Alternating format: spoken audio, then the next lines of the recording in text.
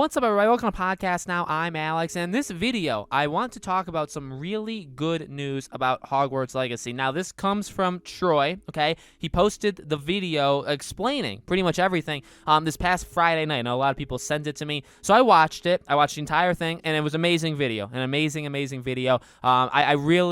I'm happy he did it, and this is not a clickbaity thing. I truly think there's some things you can read into it that suggest that the game overall is going to be okay. All right, so again, I don't see this as a clickbaity thing. Hopefully, you guys don't either.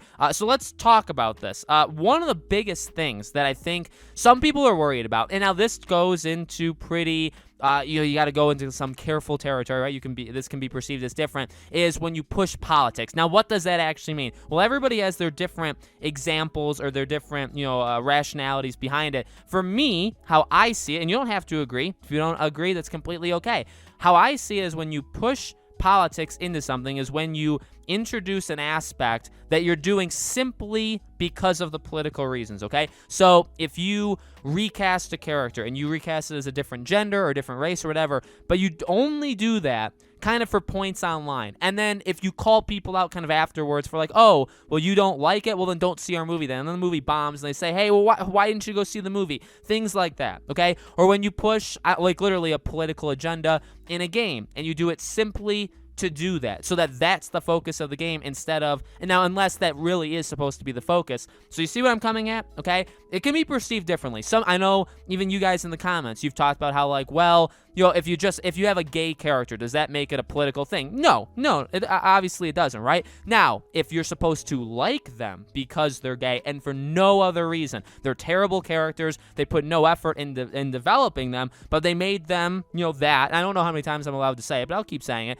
If they make them gay and you're supposed to like them, and that's the only reason, is because they're that. That is what I mean. That is pushing the politics. Now, all of that aside, how does that apply? Well, one of the most interesting things I found out, or I guess we all found out if you watched that video from Troy at the end, is that he talked about how there is no political pushing whatsoever in this game. This game has been given care. This game has been given respect. And so it's more than obviously the political thing. That's just something I kind of wanted to start out with. That makes me very happy. It makes me very happy that we hopefully don't have to worry about any of that kind of stuff. Now, again, does that mean they're not allowed to do certain things? No, of course, they can do whatever they want. But it means that if they do it, it's not from a political angle. It's from a game angle. It's from you're going to enjoy this. We put our heart and souls into this to develop this stuff, okay? And I love hearing that, okay? Another thing he said, and this is all kind of towards the second half, I do want to talk about him going after the gaming journalist because I absolutely love that about him. But, towards the end, he also talked about how he believes. Now, this is subjective, and I don't know if I completely agree with him, but I mean, that's okay. He talked about how he believes that Avalanche is the best developer for, I guess, like, known IP. So, like, if there's already been a franchise that exists, them working with it, they're the best ones at it. They did Disney Infinity, and to him, this is what he said, he believes that because they were able to work with so many established franchises and give them all actual care, like they represented them in the right way, that they're able to do it with Hogwarts Legacy as well. Now, well, I'm not exactly sure if they're the best ones at doing something that already exists, right? You can make cases for other things too. What I will say is that I do agree with that they are giving it the care. The earliest things we ever heard about Avalanche, remember, leading into the Harry Potter open world RPG. Remember, that's what I called it. That's what a lot of people called it. Remember, one of the things that got people pointed in that direction that Avalanche was working on is that they had like the Harry Potter or like the Wizarding World encyclopedia book where they had like all the history, all the terms, all of this, all of that.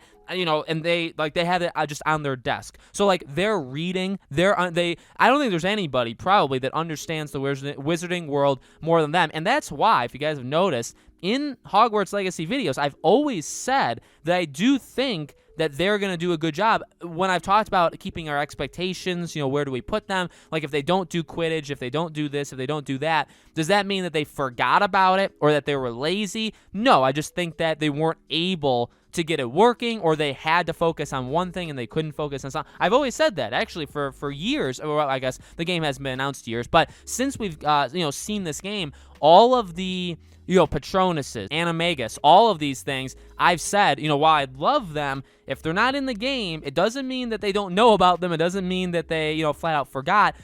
I'm sure they know. It's just because they weren't able to, for whatever reason, all right? So that, again, I think that reinforces things that I know for a fact I've speculated on them in videos, and you guys have talked about it in the comments. So those are, in my opinion, in terms of positives for the game, those are easily the best things that I think came out of that interview, in terms of, it seems like there's still, and by the way, Troy leaving, I don't think is going to hurt the game all that much, right? And I know people have talked about, if the game releases next year, he's been working on this game, for a very long time. I think it's going to be okay. And it does make me happy, again, that this game seems to be getting the love it deserves. Now, could it still be a bad, are they not able to do fighting correctly? Are they not able to do a fully developed story, or the character relationships? Or is that lacking? I mean, sure. I'm not saying the game's going to be perfect. I'm not saying that they literally are the perfect team and they know how to do literally everything.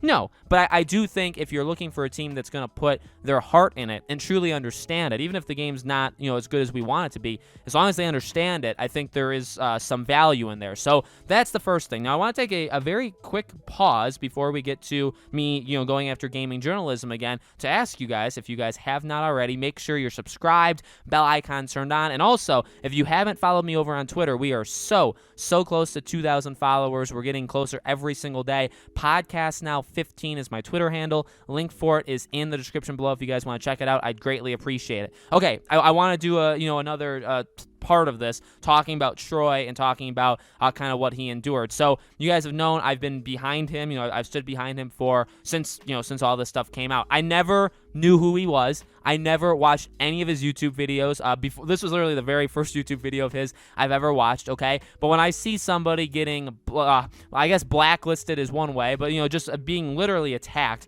by gaming websites, mainly, I mean, Kotaku started the entire thing, right? So, I mean, they're obviously one of the worst, sites out there. When I saw that, I had to step into action, and a lot of people did. I saw Colin Moriarty step into it. That's awesome to see somebody as big as him, step in there. I saw, actually, in Troy's video, a lot of people that have commented in my videos were over there. So I think we're all part of the same group. Again, the point is, you don't have to agree with Troy.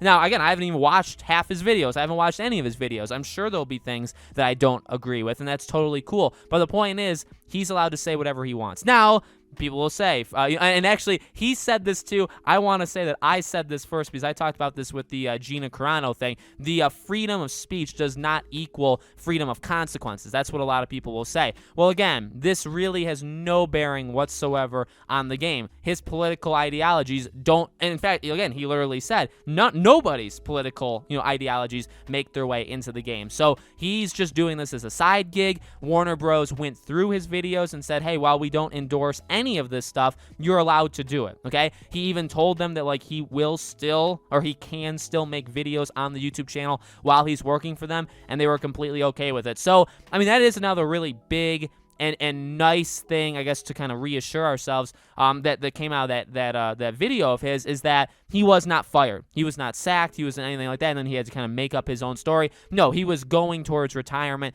for a long time, and that this kind of just all lined up. Now, this did help. This helped get him to retirement, so I guess that kind of sucks. He probably could have, I'm not going to speak for him, but he maybe could have ridden it out all the way till the end of the game, right? The game's launch. I don't know, but this obviously did push him in that direction. It's good to see, his mindset, and again, I love the way he tackled it. So he's I don't know, the way he talks is definitely a little bit, so again, I never knew this guy. I didn't know how old he was. I didn't know, the kind of videos he made. The way he handles it is very, nonchalant, but then he, goes at them, but kind of in a non-direct way. I love it.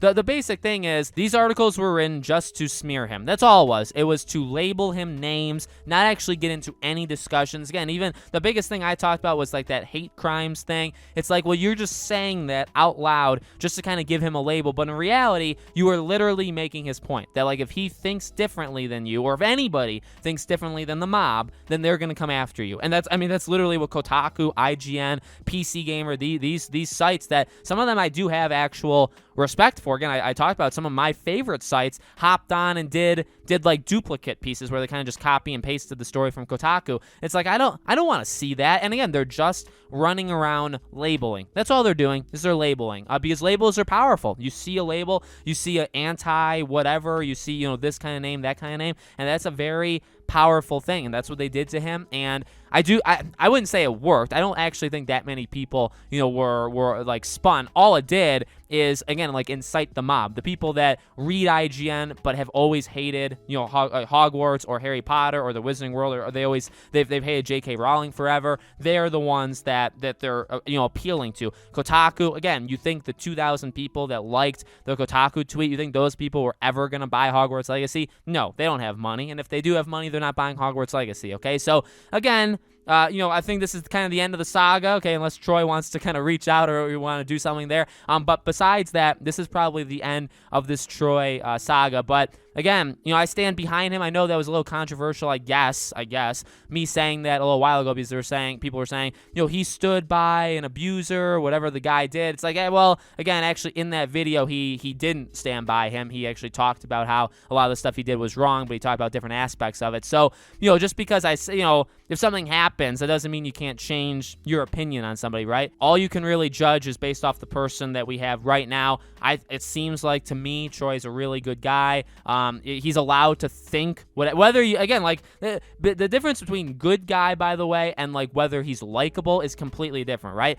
I think I like the aspect of him that he's able to say what he wants to say. And if you don't agree with him, that's totally cool. But, like, he's in that realm. And he also kind of stands for that stuff, which I kind of attract more to, right? People that are more pro being able to speak your mind. And if you don't agree, it's actually kind of the exact same thing I always talk about, right? If you don't agree with me, that's completely okay. I'd rather you just have a discussion in the comments and tell me, hey, Alex, look, I like your channel or whatever, or you seem like an okay guy, but I don't agree with this. And here's the reason why, right? That's much more powerful than just doing the downvote or saying, oh, you're a this word or you're that word, I'm leaving. And that's what some people have done, over the past couple months. And that's fine. But I don't really think that's constructive at all. And I feel like those are more of the people, by the way, that Kotaku and IGN, all that stuff, that's the one that they go more after for these kind of things. So let me know in the comments below, guys, what do you think? Again, it sounds like the game is doing okay. We'll have to obviously wait and see. Just because Troy says it doesn't mean,